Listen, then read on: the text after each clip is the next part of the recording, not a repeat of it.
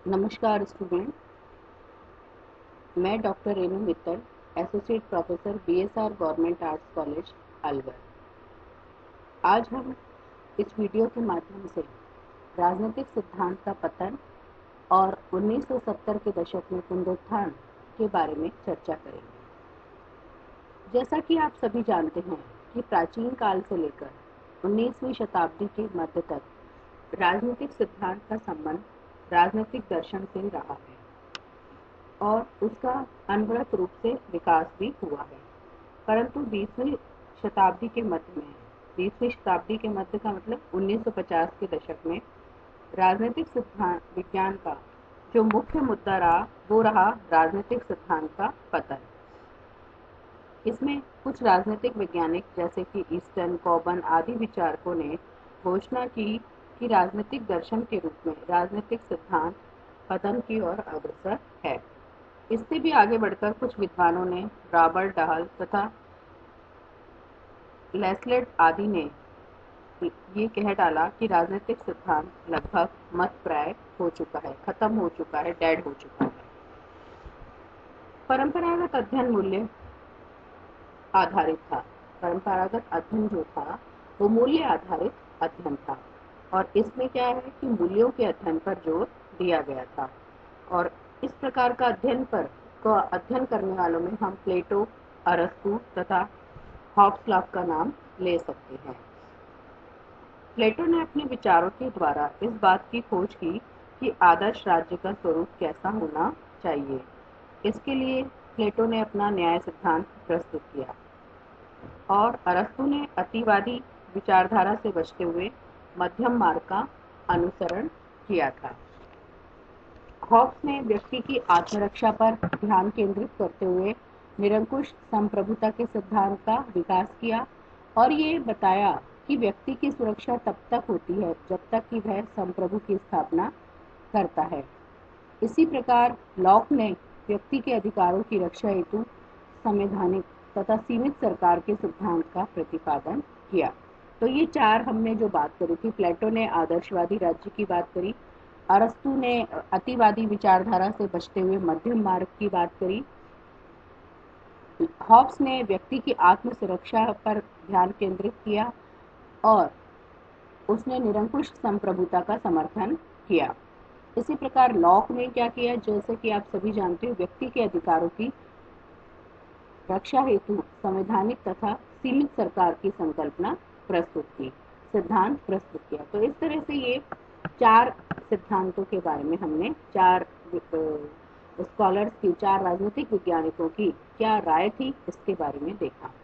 लेकिन धीरे धीरे क्या हुआ कि आध्यात्मिक तथा भाषाई फिनोलॉजी जो होती है वो सेकेंडरी होने लगी, क्योंकि जो 50 से 60 का दशक था उसमें वैज्ञानिक खोजें, आविष्कार के कारण साइंस को प्राथमिकता देने लगी, वैज्ञानिकता को प्राथमिकता दी जाने लगी और एम्पिरिकल स्टडी, अनुभव मूलक अध्ययन पर बल दिया जाने लगा। और जिससे क्या हुआ कि 50 से 60 के दशक में राजनीतिक सिद्धांतों के पतन का क्रम प्रारंभ हो गया। सेकेंड वर्ल्ड वॉर के बाद राजनीतिक विज्ञान के अध्ययन का जो मुख्य मुद्दा था वो राजनीतिक सिद्धांत के हास से संबंधित था। अनेक विद्वानों ने यह महसूस किया कि 50 से 60 के दशक में राजनीतिक सिद्धांत का हास हुआ है। कुछ विद्वानों ने इसे अर्धचेतन तथा बेहोशी की हालत में कहा, तो कुछ ने इससे आगे बढ़कर यह घोषित कर दिया कि राजनीतिक विज्ञान मर चुका है। यहाँ पर ये बात ध्यान देने योग्य होगी कि उथल पुथल की और संकट की इस राजनीति में राजनीतिक सिद्धांत का उदय होता है, जिसमें यूनान, इंग्लैंड तथा फ्रांस में राजनीतिक दर्शन का उदय विभिन्न युगों के सामाजिक, आर्थिक, राजनीतिक उथल पुथल तथा संकट के कारण हुआ। मतलब क्या हुआ कि एक बार जो दशक पतन का प्रारंभ हुआ उसके बाद में धीरे धीरे उस समय की परिस्थितियों ने, जिसमें कि फ्रांस थे, इंग्लैंड थे, यूरोप में राजनीतिक दर्शन का उदय भी स्टार्ट हो गया। और इसमें मुख्य रूप से जो उदय हुआ वो किस कारण से हुआ, संकट क्या क्या थे कि यूनान, प्लेटो के समय में प्लेटो ने किया एक तो राजनीतिक उदय तो उसमें क्या परिस्थितियाँ थी, उस वक्त निरंकुश राजाओं का शासन था। निरंकुश शासन उत्पन्न हो गया था। व्यक्तियों पर मनमाना आरोप लगा करके दंडित किया जाता था।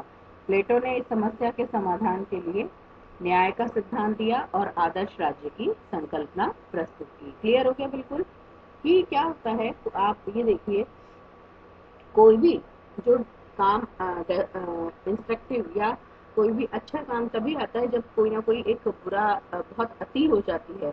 उसके बाद कहीं ना कहीं, चाहे सोसाइटी हो चाहे घर हो, तो एक नई चीज उभर करके सामने आती है।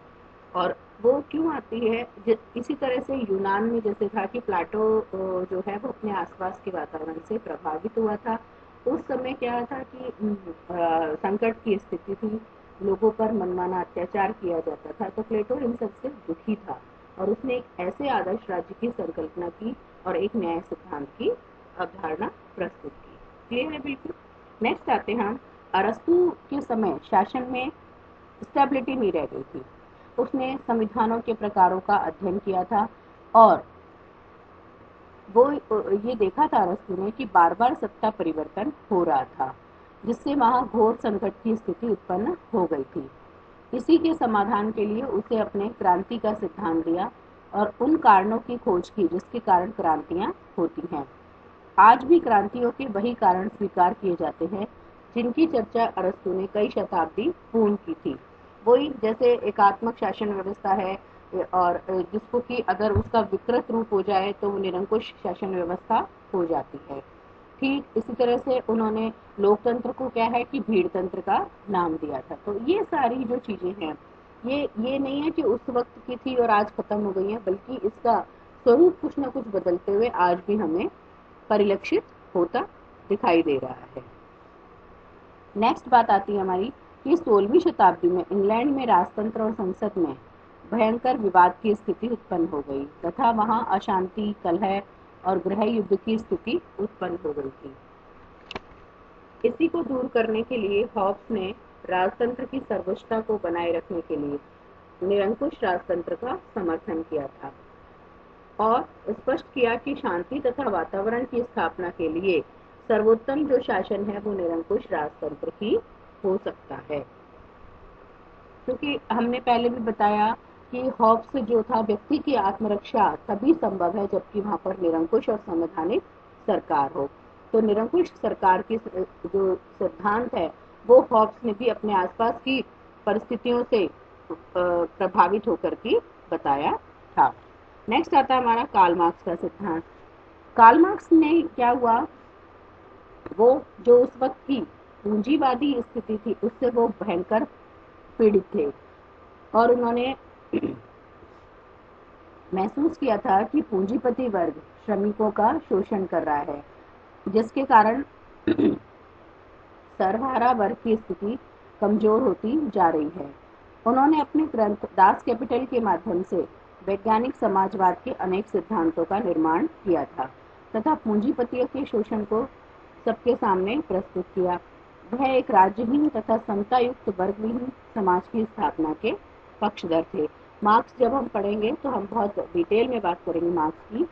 मार्क्स ने वही बात है कि अपने आसपास की जो परिस्थितियां थी उससे प्रभावित होकर के और ये महसूस किया था कि पूंजीपति वर्ग सर्वहारा वर्ग का शोषण करता है, श्रमिक वर्ग का शोषण करता है और जिससे क्या होता है, श्रमिक वर्ग की स्थिति बहुत अधिक कमजोर हो जाती है और वह एक शोषण का शिकार, शोषित वर्ग बन जाता है। इसलिए उन्होंने जो उनका मुख्य ग्रंथ था दास कैपिटल में उन्होंने बताया कि उन्होंने वैज्ञानिक समाजवाद के सिद्धांत को प्रस्तुत किया था और पूंजीपतियों को शोषण का सिद्धांत समझाया था और ये कहा था कि पूंजीपति स्वयं अपनी कब्र खोद रहा है, क्योंकि उनका मानना था कि एक दिन ऐसी क्रांति आएगी जब पूंजीपति खुद ब खुद समाप्त हो जाएगा। तो वह एक राज्यहीन तथा समतायुक्त वर्गहीन समाज की, मतलब क्लासलेस वर्ग, राज्यविहीन स्टेटलेस सोसाइटी का पक्षधर थे। राज्यविहीन और वर्गविहीन सोसाइटी का पक्षधर था। नेक्स्ट आता है, वर्तमान काल में विश्व में अनेक प्रकार की सामाजिक राजनीतिक उथल पुथल तथा संकट विद्यमान है। जैसे खाद्य, जल संकट, जनसंख्या विस्फोट, प्रदूषण, ग्लोबल वार्मिंग तथा अन्य पर्यावरणीय समस्याएं सब जगह पाई जाती हैं। और ये जो समस्याएं हैं, ये एक समस्या नहीं है बल्कि ये विश्वजनीन समस्याएं हैं। परंतु आश्चर्यजनक रूप से हम ये देखते हैं कि पहले वाले जो राजनीतिक दर्शन है, परंपरागत जो राजनीतिक दर्शन में, उनमें उन्होंने कहीं भी इस तरह की समस्याओं का जिक्र नहीं किया है जो हमने जिक्र किया। जैसे खाद्य की समस्या थी, जल संकट की, वातावरणीय प्रदूषण की या ग्लोबल वार्मिंग की। तो ये हमारे जो आइडियलिस्टिक अप्रोच वाले जो थिंकर हुए हैं, उन्होंने कहीं भी अपनी उसमें चर्चा नहीं करी है। तो अब इन समस्याओं का विचार जो है वो क्या है कि जो आधुनिक थिंकर हैं, आधुनिक राजनीतिक विश्लेषण है, तो उनके राजनीतिक सिद्धांत के माध्यम से किया जा सकता है, जिसमें कि हम उनकी चर्चा करेंगे कि कौन कौन से राजनीतिक विचारों को जो जिन्होंने इस तरह की बात की है। जैसे कि जिन राजनीतिक सिद्धांत के पतन की बात जिन्होंने की है, उनमें मुख्य रूप से डेविड ईस्टन है, जर्मिनो तथा कॉबन आदि का नाम मुख्य रूप से है। और तो अब इस वीडियो में तो हमने ये चर्चा करी कि किसने क्या सिद्धांत प्रतिपादित किया, और एक सिद्धांत, लेकिन वो सिद्धांत बहुत प्रैक्टिकल नहीं थे, व्यावहारिक नहीं थे। इसीलिए आवश्यकता ये कहा गया कि राजनीतिक सिद्धांत का पतन हो रहा है। तो आप अगले वीडियो में मैं आपको वो चर्चा करूंगी कि राजनीतिक सिद्धांत के पतन के बारे में किन किन वैज्ञानिकों द्वारा क्या क्या चर्चा की गई है। धन्यवाद।